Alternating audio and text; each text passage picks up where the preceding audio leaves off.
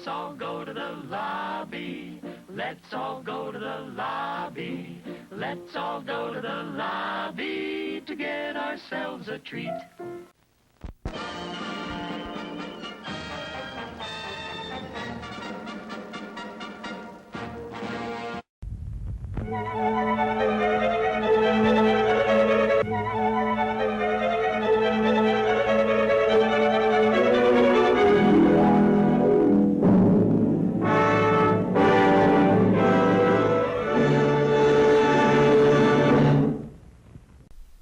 Hello and welcome to my movie review of Harry Potter and the Half-Blood Prince.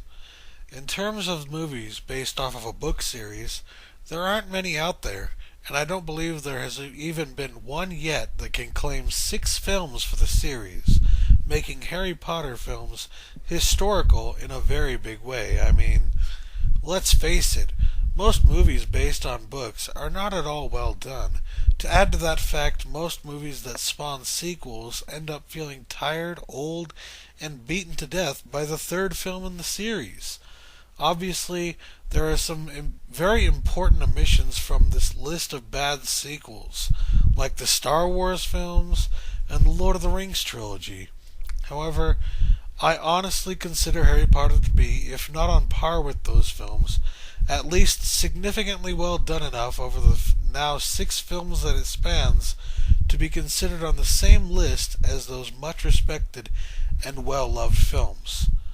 I've heard the arguments on both sides, fans who feel the films take too much away from the story, and moviegoers who insist the films are too childish. In a way, these arguments are really one and the same, because the reason the films might feel childish to the average moviegoer are the same reasons that true fans are upset with the films. They omit too much detail. However, as far as book-to-film adaptations go, I think most people would have to agree that the Harry Potter films have been pretty well done up to this point, and are of a respectable quality. Sure, there are important details left out, but you're going to get that in a movie version of a book. People always say the book was better, but the book is a different monster entirely from the movie. Regardless of how you feel about it, it can't be denied, though, that these films have made history in the past decade, and so far I have not been disappointed with the series. Until now, of course. I'm afraid I must report back to you that the 6th installment of the Harry Potter franchise is more rushed and incomplete than any other in the series. Before you even have time to contemplate the meaning behind anything in the film, you are thrust into another situation. Even the culminating climax of the film lacked any real thrill or amazement. It was a climax deserving of at least 15 to 20 good minutes of screen time, if not more, and they squashed it down to about 5 minutes. I was really disappointed. The film had all the feel of your average Harry Potter movie, but it lacked the charisma and flair of the previous installments.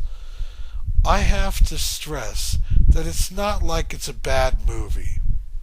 It was pretty entertaining and satisfying to some level and to some extent. But the fact that everything was so much more hurried and rushed than it really had to be or should have been just ate at me during the course of the entire film. Even the first Harry Potter film took more time to explain just what was going on than this one did. Basically, if you haven't read the 6th book, this movie will make you want to, even if you're strictly a moviegoer like me. Why?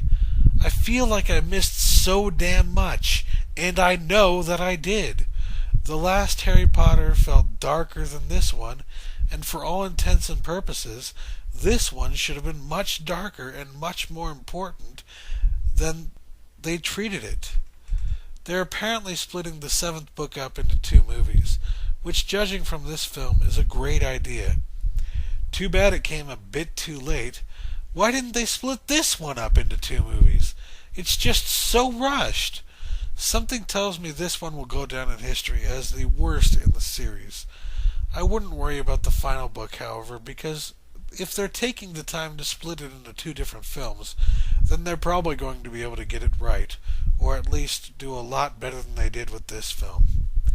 However, even as the least favorable in the series for me, I still think it's a good movie. The acting is good, the artistic vision felt like it was right out of the storybook at times, as it should. The story, though, was just way too rushed to be good enough to satisfy most people, let alone me. I'm going to have to give The Half-Blood Prince a B-, because it's not horrible, but it's definitely not what it should have been. Anyways, thanks for watching my review, and I hope you'll tune in next Monday for my review of The Hurt Locker. And now, folks, it's time to say goodnight. We sincerely appreciate your patronage and hope we've succeeded in bringing you an enjoyable evening of entertainment. Please drive home carefully and come back again soon. Good night.